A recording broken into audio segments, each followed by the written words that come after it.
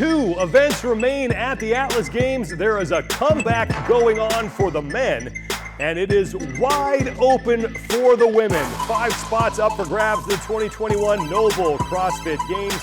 Thanks for joining us, everybody. I'm Sean Woodland with Annie Sakamoto as we are in the 3rd and final day of competition at the Atlas Games, and here is where we stand for the men. Tyler Christophel hanging on to that 5th and final ticket to the CrossFit Games, but 47 points separate him from 10th. It is close. Event number 5. Rowing, handstand walking, and legless rope climbs. The distance you have to row and the meters you need to handstand walk and the reps on the rope climbs decrease as you work your way through the event. Brent Fikowski is the man trying to pull off the comeback, and coming into our featured matchup, he has the time to beat Annie at 20 minutes and 4 seconds. Yeah, this was a perfect event for Fikowski to earn some much needed points, and that's exactly what he did. You know, he can use his height on both the row and the legless rope climbs, and then Brent is uncannily good at walking on his hands for such a tall athlete. We knew that events 4 and 5 would be great events for Brent to earn some much needed points, and he capitalized on that. So great job from Brent. Let's get out to our featured matchup for the men. Chase Ingram and Tanya Wagner have the call, and they start with the box assignments presented by CBDMD. Final competition day for the individual men as we get started with event number 5, your top 6 after 4 events. From left to right, top to bottom, Pat Vellner, Jeff Adler, Samuel Cournoyer, Alex Vigneault, Tyler Christophel, and just outside by 14 points, Phil Toon is still clinging on, but now on the outside looking in, coming into this 3rd and final day. And we kick it off with a very, very long event, Tanya. And as we're looking at this, starting with that 2K row, with the mix of long distance row, high volume handstand walks, high volume legless rope climbs, what are you looking at for these athletes to take on an event that has this much work? Well, this is just a grueling event, and I love that it's on the 3rd day because we're gonna see through this event who can just hang and who can still perform. And what the keys to this event are gonna be, use those legs on the rower, but then when it comes to the handstand walking and the legless rope climbs, don't rush your rest, but you gotta rush and commit when it's time to go on the walks and the climbs. Now, these are your top 6 athletes after 4 scored events. If you guys look at the top of each box, you see that progress bar. As the red bar moves towards the right, they get closer and closer to the finish line. As we said, it'll start with that 2,000 meter row, 60 meter handstand walk, although the little wrinkle, as there always tends to be here at the CrossFit Games season, is that you're only allowed to walk 5 meters at a time. 5 legless rope climbs, and then we'll descend from there. 1,000 meter row, 40 meter walk, 4 legless rope climbs, 500 meter row, 20 meter rock, 3 legless rope climbs. And one athlete that we were a little worried about coming into after day number 1 was actually Brent Fikowski, who was 15th place after day number 1, moved himself all the way into 7th place after day number 2, and he currently has the time to beat in event number 5 at 20.5. Now, Tanya, though, Brent is not in this top 6 as we are watching it. When you're thinking about an event that is as long as this and is strategically set up for a guy like Brent Fikowski, being able to watch 1 week go already, you know, you think like legless rope climbs isn't quite as an advantage for the bigger guys because they don't get to use their legs. The row, yes, but this is one of those that Fikowski needs because with Gretel coming up later, I feel like that is just not an event that he's going to be able to make up a lot of ground on. Yeah, I agree, and I think the fact that he, started out in the position he did, it forced him to have to maybe make some adjustments and get himself to really commit. And we saw that time for this 20 minutes and 4 seconds, like that's cruising here. And so I love to see that he's doing what he needed to after his showing in day 1. So after 2 days of competition, your overall leader in the top left corner of your screen, Patrick Vellner, healthy and competitive as we thought we would see him last year, but he had that groin injury that derailed his 2020 season. Sitting in first overall, 2 event wins of the 4 with a 6th and 7th on top of that. Adler moved from 6th to 1st after yesterday's events. No surprise to see that because of that snatch event that we had. And so Adler currently sitting in second. Samuel Cournoyer to the right in third. Had a good, solid day. Nothing really too bad of the round, just that consistency that you need for Samuel Cournoyer. Alex Vigneault still holding on to that top 5 position, with Tyler Christophel looking to make it back to the CrossFit Games, holding on to that 5th and final spot. In fact, he's one of 2 men from North America, or at least from the United States, trying to keep it from being a Canadian sweep, because him and Phil Toon are sitting 5 and 6, with Brent Fikowski knocking on the door in 7th place.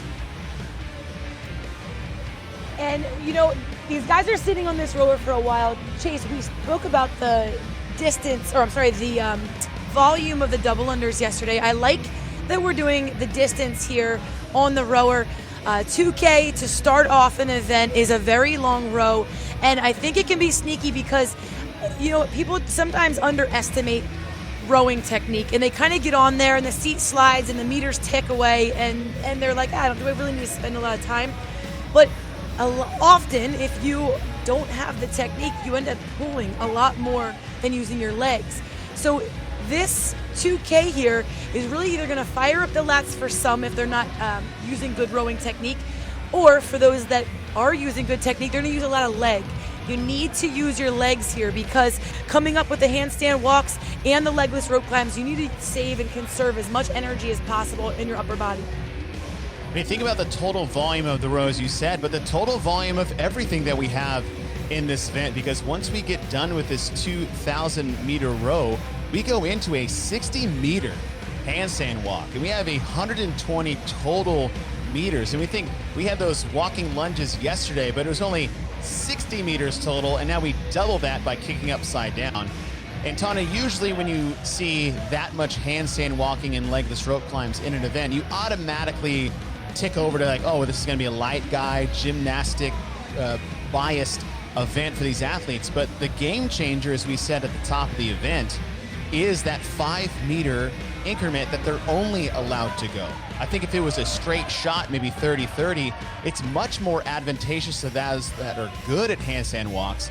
But now I feel like their ability is limited with this shorter time frame or distance, which allows those that aren't as good or as fast more of an opportunity to keep pace with them. Yeah, it totally is, with those built-in breaks, similar to yesterday's with the lunges as well.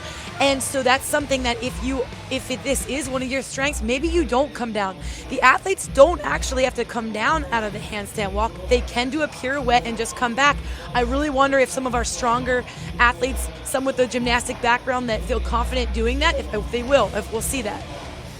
Just past the 6-minute mark, the time designated, the bottom right side of your screen. The event just to the left of that is the top 6 men after 4 events are working into that first 2,000-meter row. We'll probably see some of these guys get off near that 7-minute to 7:15 mark, as this 2K row is really just a buy-in for the rest of the event, because once you get past this 2K, you cut that next row in half and the next row in half there. So the rows really start to matter, I think, a bit more on the shorter ones than it does in this first one.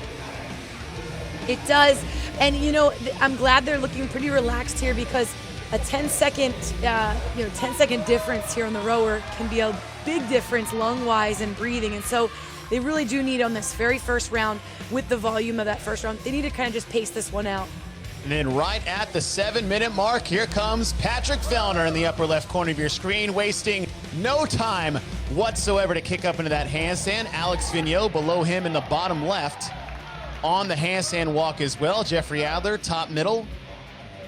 Phil Toon, bottom right, all on their handstand walks, but it's a tight race for first place so far between the 2 screens on your left, Pat Vellner and Alex Vigneault, and all opting to come down, Tanya. We haven't seen that pirouette just yet. Well, and with 12 lengths, I don't expect that you should see that now. It would come down probably to the last round when they're sprinting, similar to yesterday's, when they have a shorter distance to go to kind of get that sprint out of the way and move, if they're able to and they still have the strength.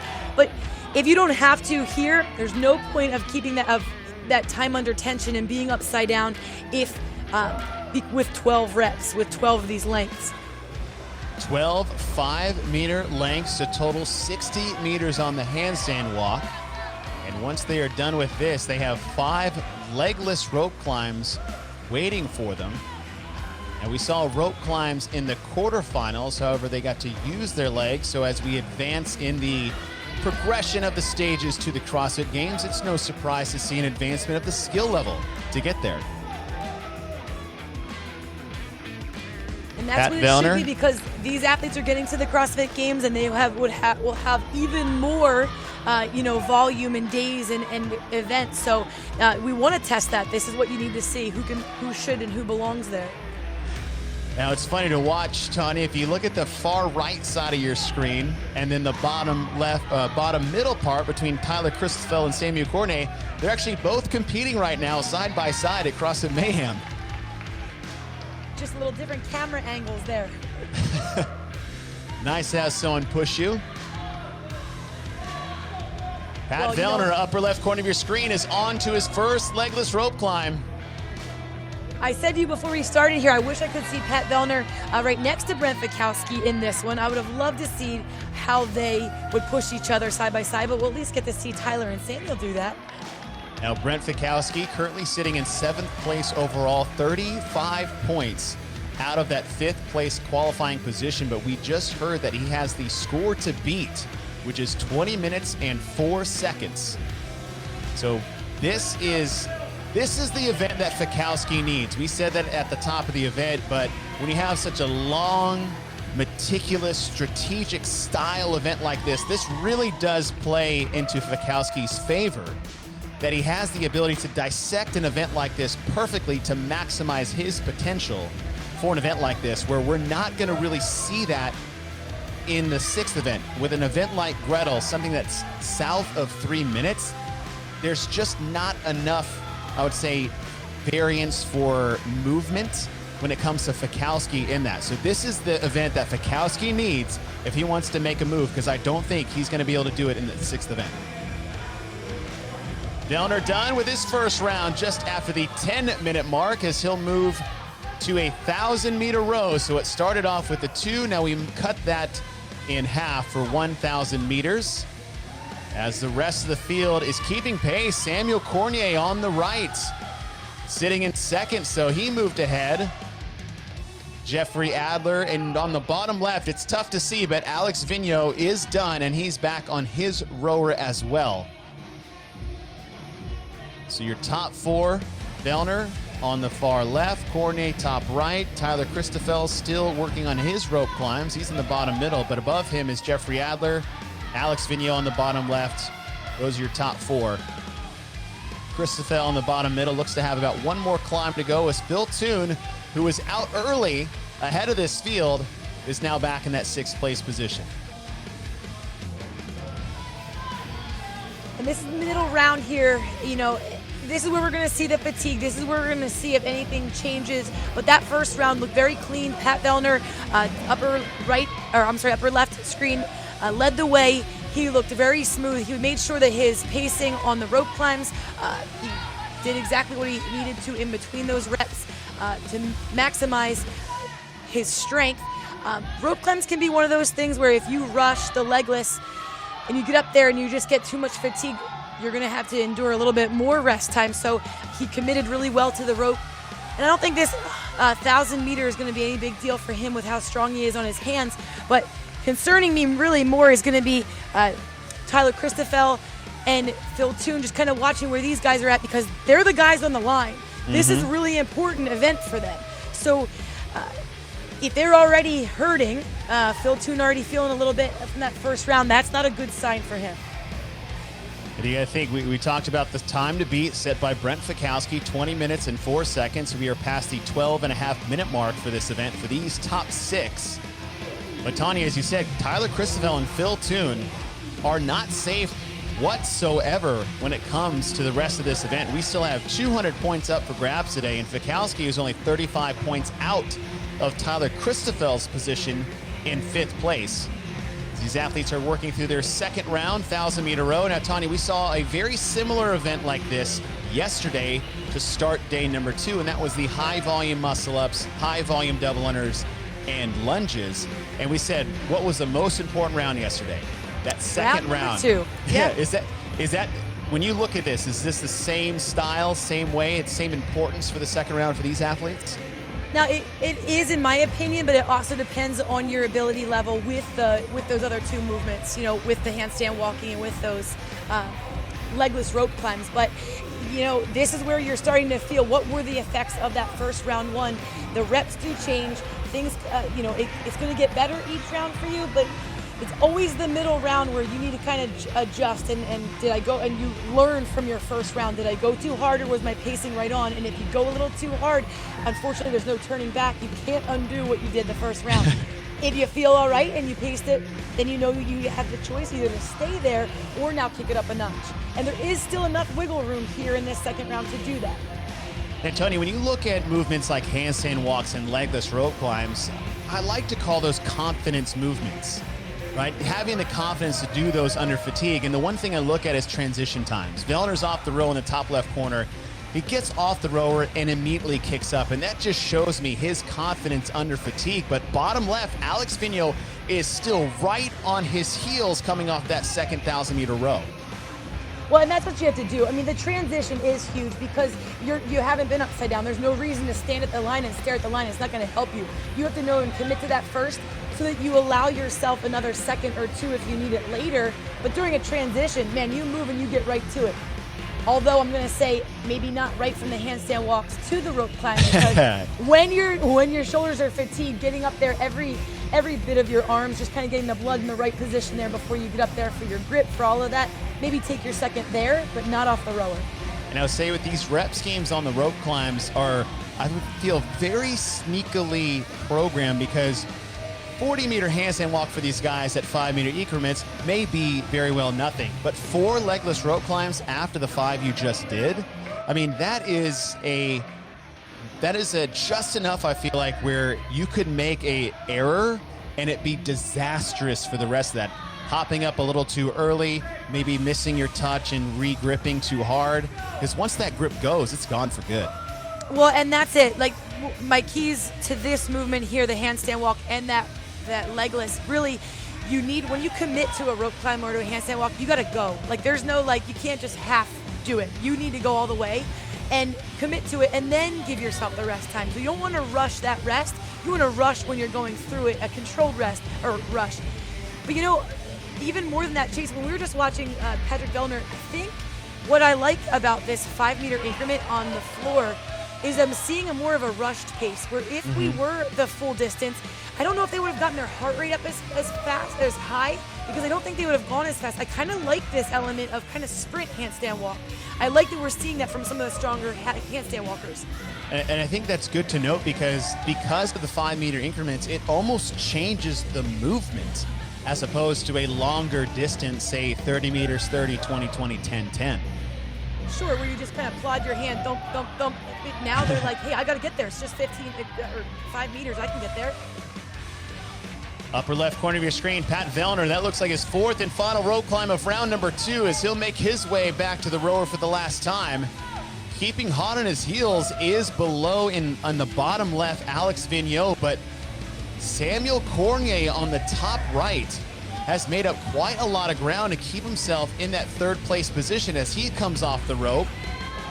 Now moving into this 3rd and final round, it's just 500 meters on the row. It's only 20 meters on the handstand walk with those 3 rope climbs at the end being legless. Tony, you want to think about back to the olden days of one of those regional finals back in 2016, the 3-2-1 legless rope climbs, when the biggest set was 3, and now your last set is 3. Oh, yeah. I mean, legless rope climbs have been detrimental to people and have kept many folks out of the games because of that one failed rep, that one missed rep that they went a little too hard and then they had to stand around. I mean, that's been the heartbreak story of legless rope climbs for so many. So, yeah, seeing that how far we've come with now the final set being 3, but I still think it will be a trap for some. You're slowly approaching the 18-minute mark. Again, the time to beat is Brent Fikowski's time of 20 minutes and 4 seconds.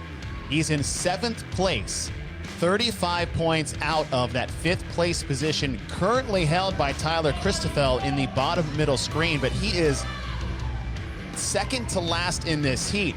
Phil Toon on the bottom right, who was in the top 5 yesterday, fell out of it in 6th to start the day off. He is last in this top 6. So Brent Fikowski is definitely going to make up some points, some much-needed points. Now the question is, how many? Yeah, and I looking at Pat Vellner, I mean, I don't know, we're approaching here 90 seconds. I don't know if he can do it. Vellner's last pull on the rower, upper left corner of your screen. He has a 20-meter handstand walk, 4 5-meter increments, and 3 legless rope climbs. And to do that in about 1 minute and 15 seconds is going to be a tall order. In fact, if you try to do that too fast, honey, as we said, is you could jump up for that second rope climb too fast and may stand there for another minute for that last one. This is why I wish they were side by side for real. I wish we could have seen that and see how that played out, because Chase, that's the other thing. Them not having that pressure may actually be the advantage to this virtual event with legless, because when you have thousands of people around you cheering for you, and at the race, you know the energy, and we're just commentating, but you know that feel when they're cheering for you. And you sometimes just get rushed by the crowd to jump before you're really ready to. The time to beat, 20 minutes and 4 seconds by Brent Fikowski. Pat Vellner is done with 1. 34 seconds left for the time to beat. 2 more legless rope climbs for Pat Vellner. To the right side, Samuel Cournoyer is up for his first legless rope climb, as well as Alex Vigneault in the bottom left corner as Pat Vellner gets his second climb in. 20 seconds between Vellner and Fikowski's time of 20.4. Oh, but that last pull, Chase, he needed a kip for it, and he took a little pause, so he's going for it. 20-minute mark. Vellner trying to get to the line, and it'll all come down to see what the time is officially. 20:06. First place for this grouping of 6, but unofficially, Brent Fikowski got himself a much-needed 100 points. And now it's a matter of who's going to get second between Cournoyer and Vigneault, and Adler sneaks into second place. Vigneault comes in third, 20:29. And these are just padding to the stats that Fikowski needs. Again, we said he came into the day 35 points behind Tyler Christophel, who has yet to finish. Cournoyer on the top right has 1 more rope. That should be another 5 points, and that is a solid 20. And that's not including any other times of the 24 men we currently aren't seeing outside this top group of 6. Cournoyer is in. Christophel just getting to the ropes. And the clock just keeps ticking, and the points just keep decreasing between Fikowski's time and 100 points from his first place finish,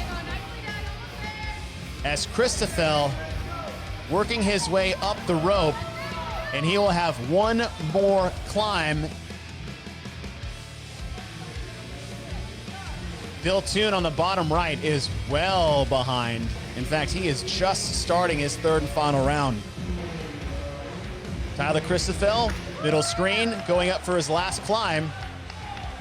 He'll get an unofficial time, 21:54, 1 minute and 50 seconds slower than Brent Fikowski. So if we just took this for what it is on the screen, Brent's got a first place position. Christophel, if nobody else beat him outside Brent Fikowski, that's 6. That's a good 20-plus points gone going into that final event. And when we thought we left Brent Fikowski for dead after day number 1, climbed his way back into 7th, and in one event, he may have completely erased the deficit that he put himself in after Friendly Fran. And it was just that variety, in the programming, in the events, and the events that came out when they did in the order to really set Fikowski up to be able to figure things out and get himself in the best position possible after that day 1. And man, that was what a time set for him. And now Phil Toon looks like he may be on to the last chance qualifier looking more like that's a possibility for him, but he needs to get himself moving if he even wants that. I mean, again, this field is so deep here at the 2021 Atlas Games. We said there was 13 men that have games experience. Phil Toon not being one of them, one of those new guys on the scene. On the individual side, he does have some team experience, but he still has a long way to go if he wants to finish this event and not lose onto that last chance qualifier position. So coming out of these semifinal weekends, you have your top 5 coming out of all 4 North American semifinals. The next 3 get to advance to the last chance qualifier, which will be held 2 weeks from now, which will be spots 6th, 7th, and 8th. However, Toon being in 6th, with Brent Fikowski now jumping him, it could bump Tyler Christophel down if Fikowski gets enough points between them. So Phil Toon, who was the first in line for the last chance qualifier, may find himself first out of line after this event. And you can just see Phil Toon just now basically going hand over hand. And Tanya, that's just a classic grip is gone style pull. Everything's shot. And you know, Chase, this would be the point in the CrossFit Games, the regionals, the sanctionals, when you have the one athlete still remaining out there on the floor.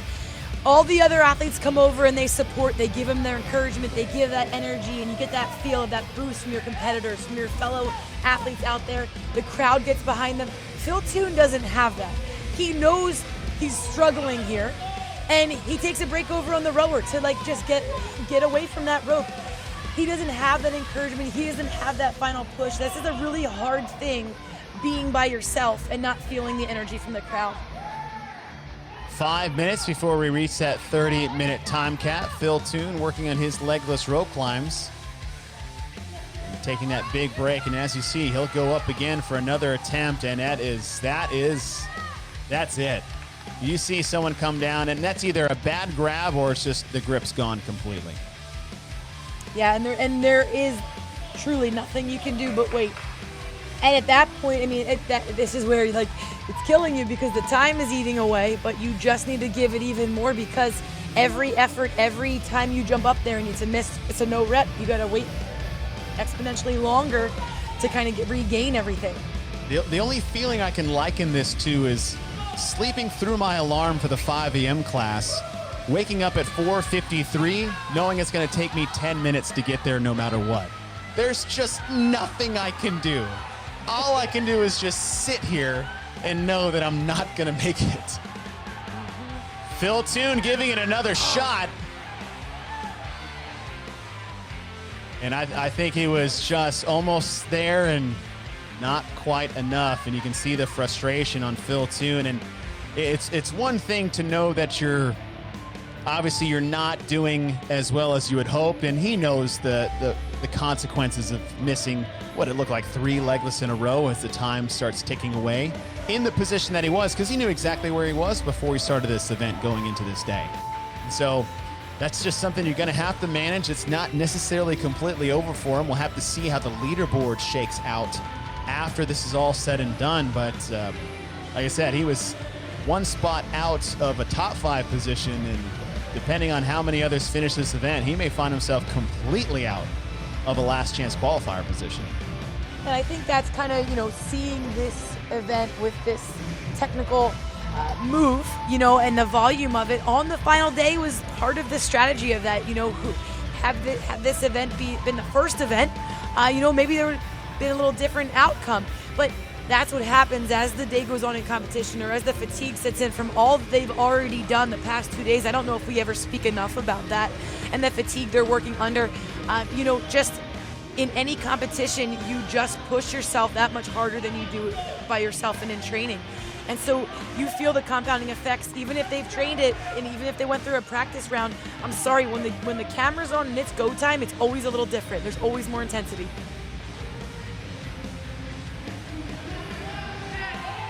Phil Toon takes a long break and is going for it one more time. He's been on his last climb for what feels like the last 3 minutes or so. Oh. And that will get it. So Phil Toon will be done. Vellner first in this heat. But cue the Undertaker music. Brent Fikowski, the professor, is not dead yet. Event 5 saw Brent Fikowski climb to the top. He won with his pacing on the rope climb. His strict strategy, sticking to 8-second rests, really paced him out in front, and he carried that all the way over to the third round, where in the last set of 3, he took a 9-second break to close out the event. By sticking with his strict schedule, he was able to beat the field and take the event win.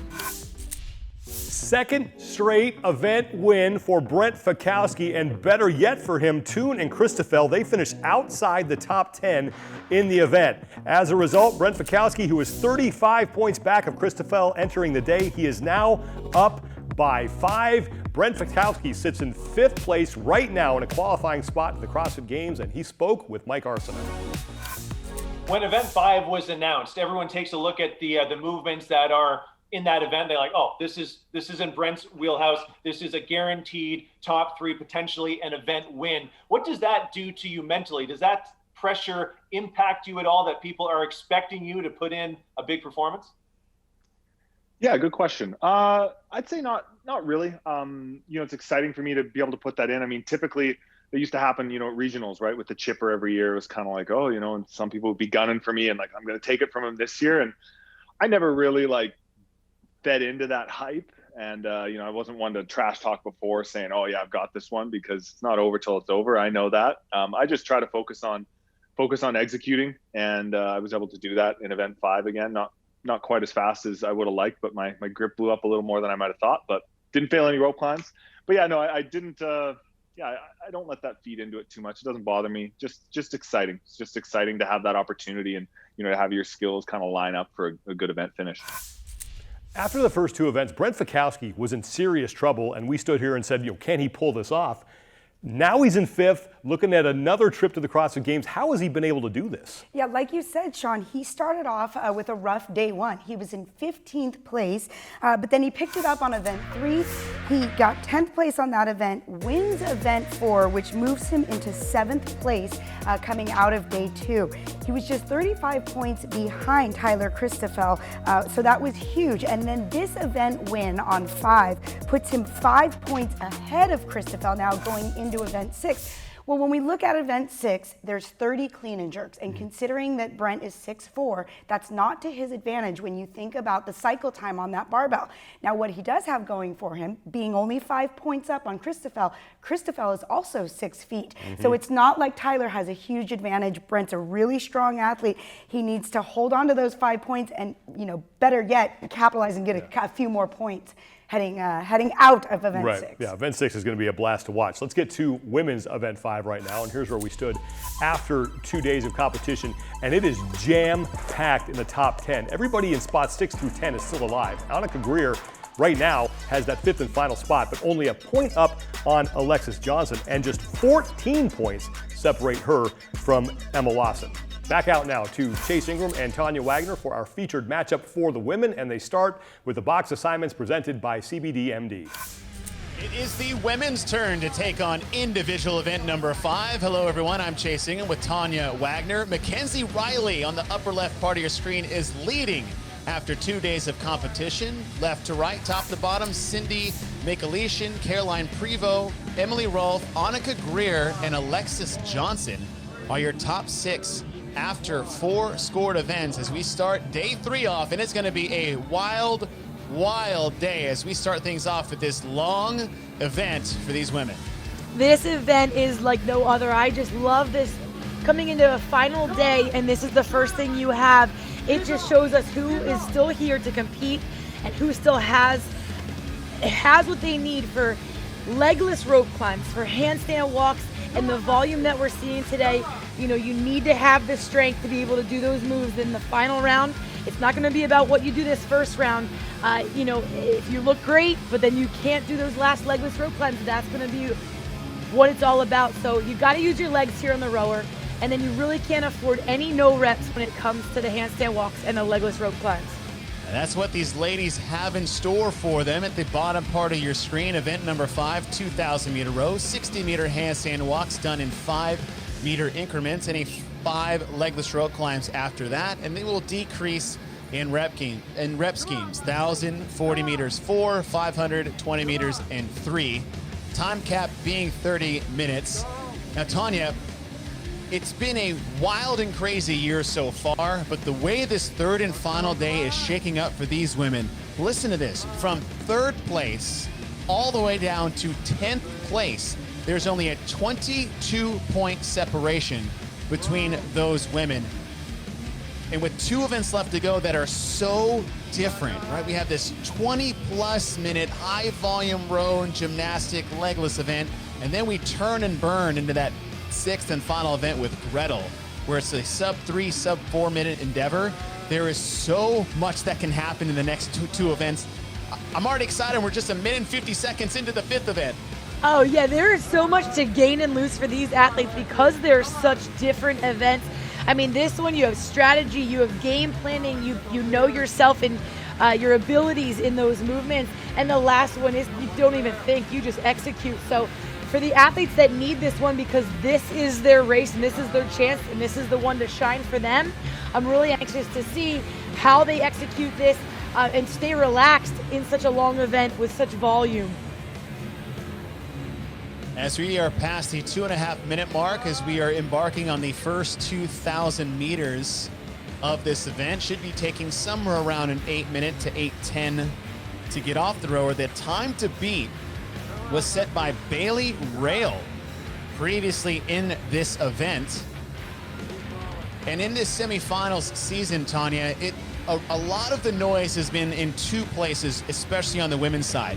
The teenagers. The teenage women have absolutely blown me away this year. And Anikha Greer in the bottom middle screen is just 18 years old, currently sitting in that 5th place position, but she is only 1 point ahead of Alexis Johnson, who is in 1 spot out in 6th.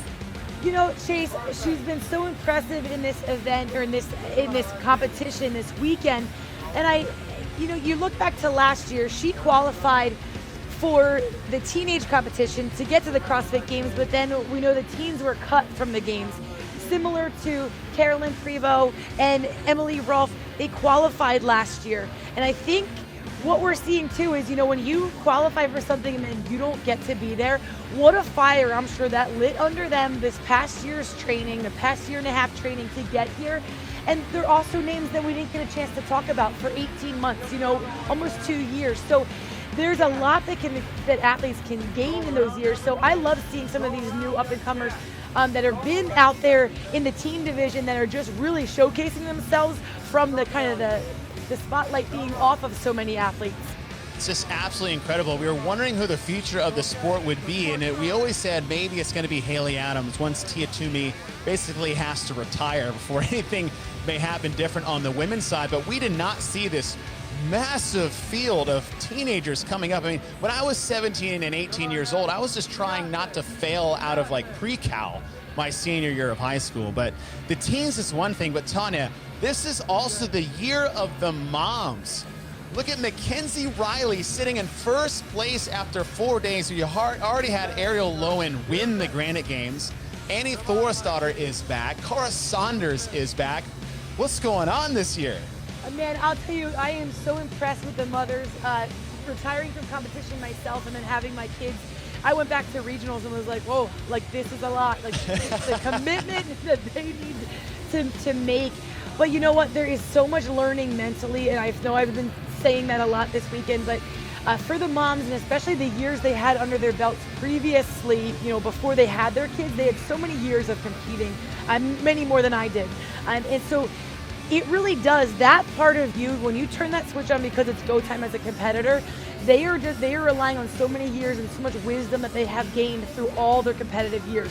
For the upcomers though, Chase, and those younger athletes, you have to remember, the games has been around now for so long. These guys were babies. They were in kindergarten when they started CrossFit.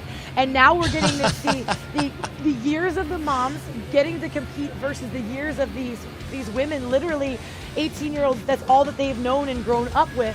And so I think it's a really cool just position to see both of these differences in the women's field and just see how they can compete against each other. Absolutely. Absolutely. We are approaching the 6-minute mark in this 30-minute capped event. The time designated in the bottom right corner of your screen. Should be seeing these rowers get off somewhere around the 8-minute mark. As we said before, here is what we have in store. Third place is Carolyne Prevost. She's in the top right corner of your screen, hoping to bounce back from a tough event 3, where she just said, I'm just not that great at double unders. She's sitting with 293 points. 10th place is sitting at 271. That is only 22-point difference between 3rd and 10th.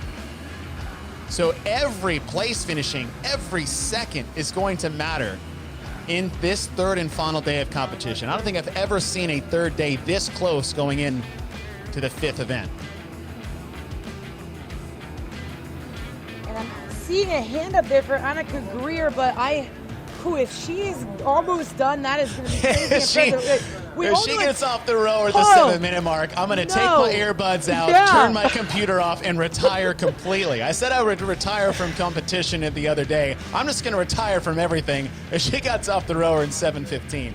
I was going to tell you, we know what a 2K row, as it's just a workout itself, feels like. I mean, that hurts. You're crying on the floor for a little while after just a straight up 2K row. None of these athletes should or can feel like that going into everything else they have ahead of them. So I'm anticipating around 8 minutes or so. That would be a 2-minute, 500-meter pace, very casual, keeping the heart rate just right where it needs to be.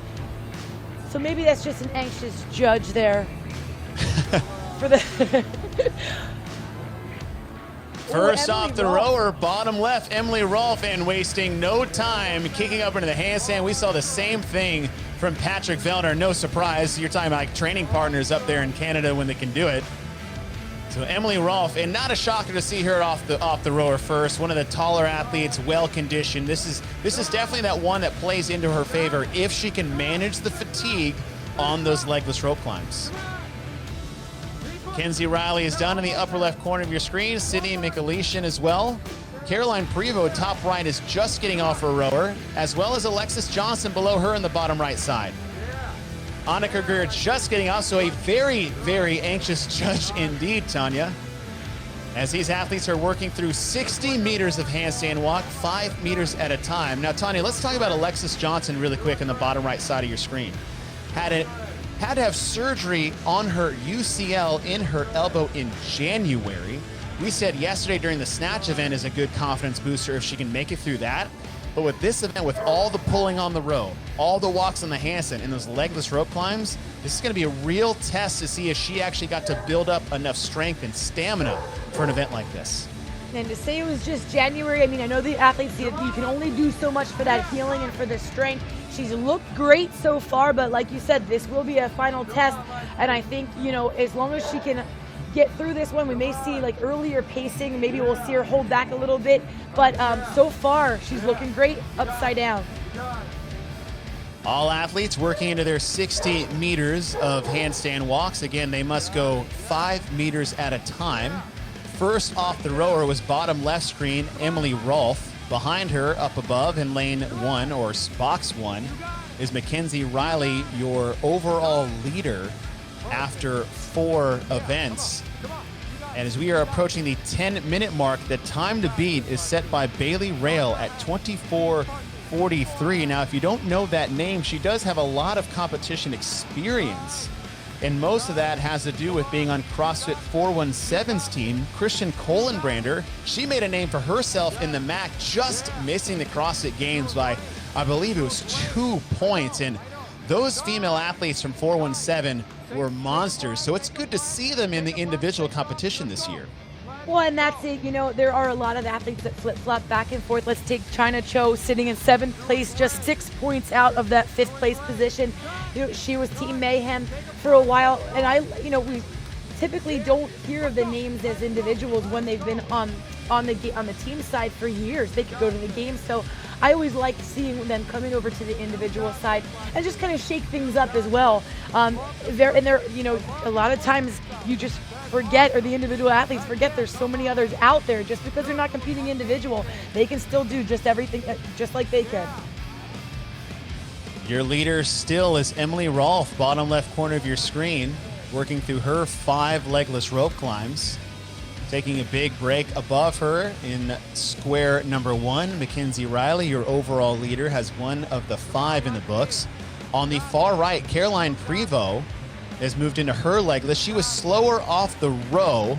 However, that first 2K row really is just a big buy-in to the rest of this event. This really kicks off once you get up onto your hands on the first 60 meters. And I'm watching Alexis Johnson in the bottom left or bottom right of our screen sheet. I just kind of see how that elbow is hanging on, you know, with the legless rope climb, all of your weight on that one arm, just like the handstand upside down. She looked great on that arm. And she's taking a little longer break this time. This will be her 3rd climb. Still looking pretty strong on those legless rope climbs. And Donnie, as we said, it's for Alexis Johnson on the bottom right side of your screen. It's one thing to heal from a surgery on a ligament, and it's another thing to get in shape enough to qualify for the quarterfinals, qualify for the semifinals, and just be in enough condition and shape to even have a shot at the CrossFit Games. And she is 1 point out from Anikha Greer, who's currently in that 5th and final spot. So impressive.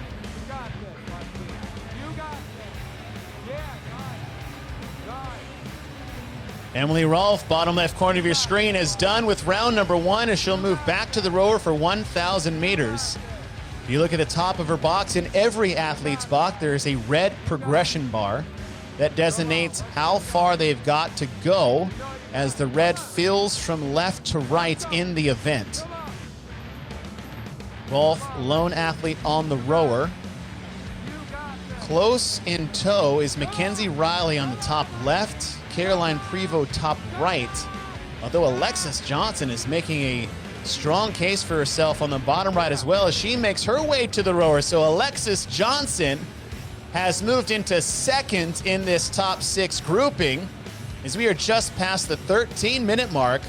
And Anikha Greer, who was last off the row, is now back into 4th with Michalyshen above her, close behind, and Carolyne Prevost currently sitting 6th in this grouping. These women are already using a lot different style of technique on these legless rope climbs than the men did. The men really look the same for all their first 5, but that's already telling us that fatigue has set in for some of these women. So now I'm really anxious to see what this next round brings them, because this is the moneymaker here in round 2 with the 4 legless rope climbs. Just being 1 less, that's not much of a difference when you go from 5 to 4. And honestly, I feel like a lot can change between the 1st and 2nd round because of the fatigue that is now settling in. I said Prevost was last in this group of 6 on the right. It's actually Mekenzie Riley on the far left. Anikha Greer's judge has decided not to put his hand up as soon as she sat on the rower, so that's good to see. Emily Rolfe, your current leader so far on the bottom left screen, was first off the row in the 2K. Wasn't much of a surprise to see that. She was done in about 7:45. It's about a 150 to 151 pace, which for a 2K, that's strong. 155 pace. Yeah, that is a strong to quite strong. Especially when that's not, when you have everything else, that's just your warm-up round or warm-up movement going into the rest of it. Emily Rolfe was first seen at the CrossFit Games in 2019. She took 18th, which is super impressive for your rookie year. And so I gotta believe she was itching to get back, and she looks really strong. I love her confidence on the movements. You spoke about that with the men's side of this event. You need to be able to be confident and get right into it. Her transitions have been fast, and she doesn't look like there's any sign of slowing down here. She's pulling really hard through that row with her upper body, and I'm surprised at that, but it didn't look like that affected anything in the first round. So hopefully it won't going forward.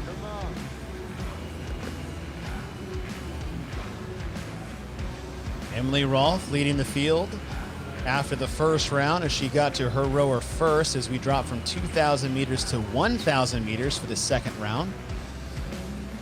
As she closes this out, she'll move to 40-meter handstand walks, 4 legless rope climbs. And Tanya, as we said in the men's side and in the previous events prior to this second round is the make or break round for a lot of these athletes. And it's a fine line they're going to have to walk between maximum effort and blurring the line between that ultimate fatigue. Well, and that's the thing, if those legless rope climbs are one of, if they got difficult there at the end of those first 5, the trouble then becomes your lats are so fatigued that even sometimes getting up in the handstand walk without the stabilizers and your lats being fatigued, it can make that handstand walk even be challenging. The overall leader after 4 events, top left corner of your screen, is Mekenzie Riley. She was last to the row as Emily Rolfe is on the handstand walk, so she is done with her second row. And just like we saw with Pat Vellner, who is one of her training partners for this weekend, is that she wasted no time whatsoever getting off that row and getting into this handstand walk, as she is already 10 meters in, working on to 15. Again, every length is 5 meters. They must only walk that distance. They can turn around if they would like to, but most of them have opted to just kick down and turn around before going into their next set. 20 of the 40 meters is done for Rolfe, as we are looking for anyone to get off the rower to match her. And it looks like it will be bottom right screen. Alexis Johnson has moved into second, and that's one of the fastest transitions. I think she still had 1 foot in the strap when she put her hands on the ground. Yeah, that was impressive. And Alexis Johnson knows that being 1 point back on the leaderboard outside of that qualifying place, this looks like this is her go time, and she really is executing it well. It looks like she even pushed that pace on the rower this time even faster than the first 2K, and she's looking aggressive now. Anikha Greer is done as well. She's in the middle lane, bottom screen above her, Cindy and Michalyshen. Now here's what's exciting. We said the point differential between 3rd and 10th is only 22 points. Even if you just divided that by the number, which is 7, you're talking about less than 3 points placing between each person on here. And when it comes to a scoring system where it's a 4-point differential and 3-point differential after you get about 8 places, now we're talking about if you just beat someone, you have now moved up a leaderboard spot, where before you had to have some people middle you and someone that was ahead of you. But with a tight race like this is why we say seconds matter. A second faster than someone has now given you a place with how tight this leaderboard is. And that's where really nobody is safe there, from even, Rolfe down to Rolfe and Greer. They really aren't, and Alexis Johnson's right there. That's where they know the pressure is on here, but they're only capable of doing what their body can allow them to do. So, this is where, if anything, the last event is so different than this one. And we said about it with the men's competition that just this event, you really have this strategy, but the final one will be all out sprint, and you have not much time to make any movement. So where they can right now is crucial. And this is the second round. This is the round that shows, did I push too hard? Am I already too fatigued to stick to my game plan? Do I need to deviate? And am I going to need to rest a little bit more? It's rarely in a 25-plus minute event we say that seconds matter in placements on the leaderboard, but it absolutely does, because when you talk about your top 2 in this top 6 between Emily Rolfe, bottom left, and Alexis Johnson, bottom right, Rolfe sitting in 4th overall with 288 points. Alexis is in 6th, 1 point out of 5th, but only 4 behind Rolfe. If she were to beat her, Alexis Johnson, by 1 spot, they'd be tied for a 4th place position. That's how tight this leaderboard is coming into this final day, as we're approaching the 20-minute mark, 10 minutes to go before we reach the cap. Again, these 6 ladies are chasing the time to beat set by Bailey Rail at 24:43. Your leader still is Emily Rolfe, the bottom left corner of your screen, as she finishes her 4th legless rope climb, done with round number 2, moving on to round number 3. Alexis Johnson on the bottom right still has 1 more legless rope climb to go. And we're talking about Emily Rolfe rowing a sub-8-minute 2K, 500-meter row at the end. This feels like a dream going into the 3rd round. I expect to see a sprint from her. Her urgency has been impeccable this entire event. People to watch out for. Anikha Greer is back in the mix, doing well. Prevost on the top right. was 5th in this grouping, where Mekenzie Riley, your leader over in box number 1 on the far left, was last going into the round 2. Cindy Michalyshen is still, nobody is completely safe from top to bottom. There is so much that's going to be at stake as we go through this. Alexis Johnson, bottom right to the rower, and just behind her, 18-year-old Anikha Greer is now matched up pace with Alexis Johnson, and this is huge because Greer is sitting in 5th overall with only a 1-point lead on Johnson coming into this event.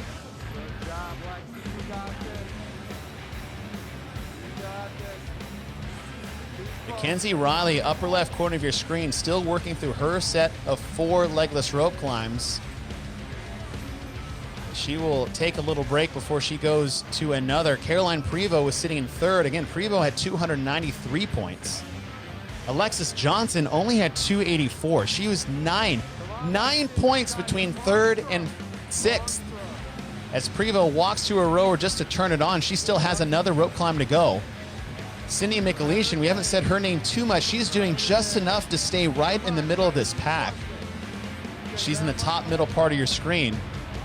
But Emily Rolfe, who was 4th, just 5 points behind Carolyne Prevost, who just gets to her rower in the top right. This is going to be great for Rolfe to set her up going into the final event, because if you think about Rolfe's skill set, right, she's a taller, longer athlete, not necessarily a power athlete, so she desperately needs this to bank some points against some of these smaller, more powerhouse athletes going into Gretel. She's giving herself every chance she can just to get the points that she needs.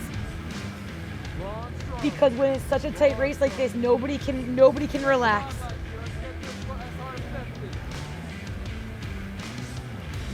Just a shakeout and she's right back up on her hands. She's done that the entire event.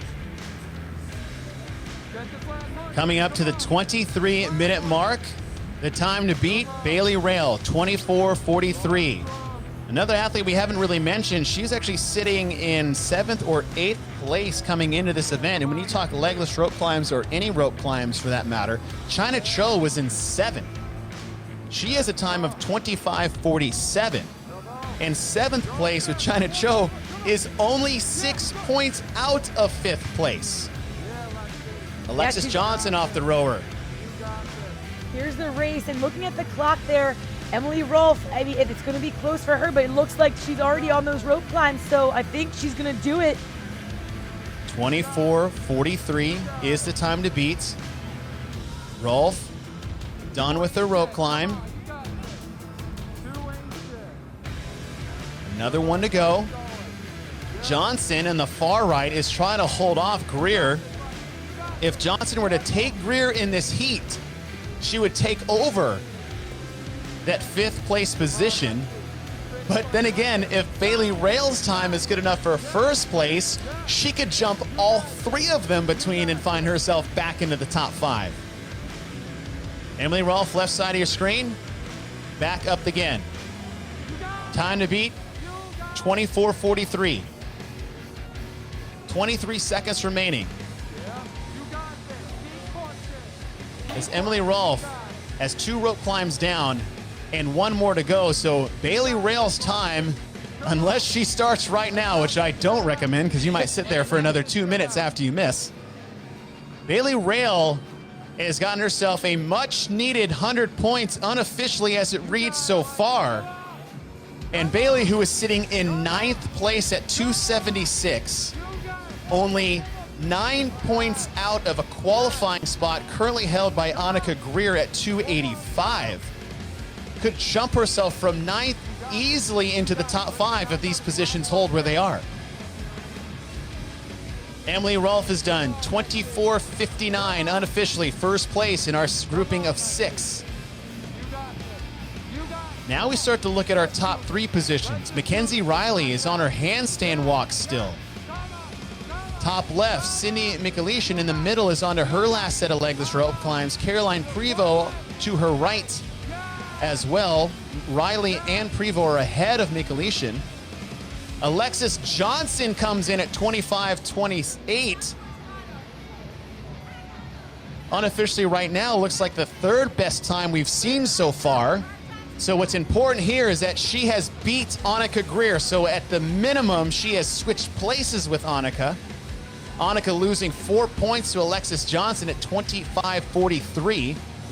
Bailey Rail's time of 24:43, that was 25:43 for Anikha. 24:43, 100 points is going to be huge when there's only a 9-point separation between her and 5th place. But Chase, we still don't know if they're both even safe because there's so many other athletes that we haven't watched that could have snuck in there. We just don't know where this is going to shake out. But we do know Alexis Johnson was able to get ahead 1 place. But is it good enough to be in that top 5 or even in the last chance qualifying position, which takes you down to the 8th place position?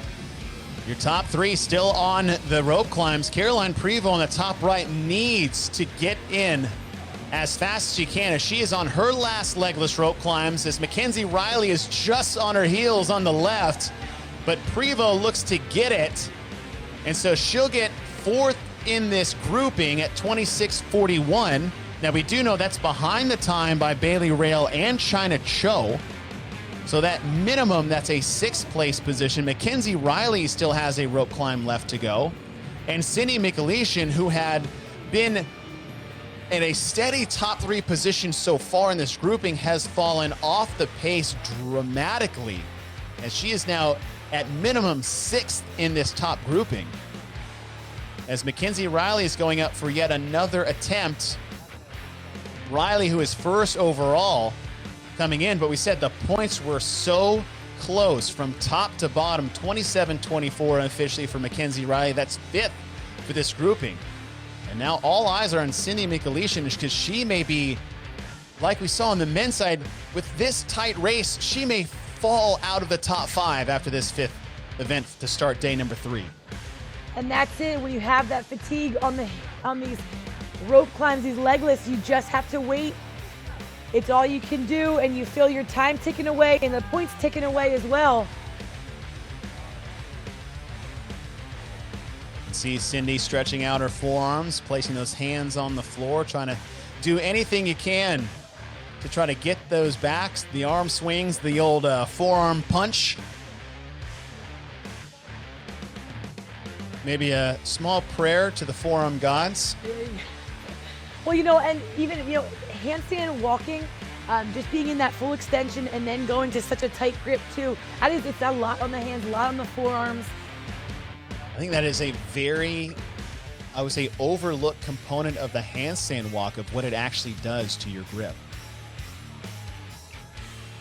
Cindy Michalyshen is just trying to stop the bleeding, as we are well past the 28-minute mark, and she'll get it at 28:24. Bailey Rail's time of 24:43 will stand, and we are in for a wild final event for the women. Emily Rolfe pulled ahead in Event 5 with her powerful rowing. Event leader Mekenzie Riley couldn't match her pace. Rolfe extended her lead with quick transition work in the handstand walks. Riley was never able to recover from the time she lost in the rows. Rolfe transitions combined with her quick work on the rows gave her the advantage over Riley. Emily Rolfe picks up a huge 100 points. She goes sub-25. Bailey Rail is 2nd. Alexis Johnson will take 3rd. And Anikha Greer by just 4 seconds over China Cho. And here's where we stand after 5 events. Nothing has been decided. 20 points separate 1st from 5th. 33 points separate 5th from 10th. And as a result of that win, Emily Rolfe moves up from 4th to 2nd place. And she talked with Mike Arsenault. What is it like mentally? Because typically in an in-person competition, you do the workout right away, you get that feedback, you get your results, where you finish the workouts hours ago and you're just kind of in this state of unknown and uncertainty. What is that like? Yeah, it's terrible, awful. I mean, the waiting game it's painful. It's torture for like us as athletes, our coaches. There's no other way that it can be done, but yeah, it's hard, and it's hard with penalties too, because usually if it's live, you clean it up right away and move on, but here you don't really, and yeah, it's tough, but everyone's in the same boat, so nothing you can do. I wish this competition was in person because that women's final event is going to be insane. Like you were saying, Sean, it's really anybody's game at this point. If you look at 3rd through 8th, so we have Alexis Johnson in 3rd place. She has 376 points. Only 3 points behind her is Anikha Greer. Then only 1 point behind Anikha is Bailey Rail. And then Carolyne Prevost really still has to be in the conversation because she's only 3 points back from that in 6th place. Sydney Michalyshen, 5 points back from that. And chomping at her heels is China Cho in 8th place. We're going into the final event, and it's a sprint event, which means every single second will count in this final event. It's going to be a blast to watch, and we will have a featured matchup for the men and the women for you to see for Event 6 from the Atlas Games. So be sure to keep checking in on the CrossFit Games YouTube channel and the CrossFit Games Facebook page for that. We will also have a full day recap from both the West Coast Classic and the CrossFit Asia Invitational. For Annie Sakamoto, I'm Sean Woodland. Thank you so much for joining us, everybody.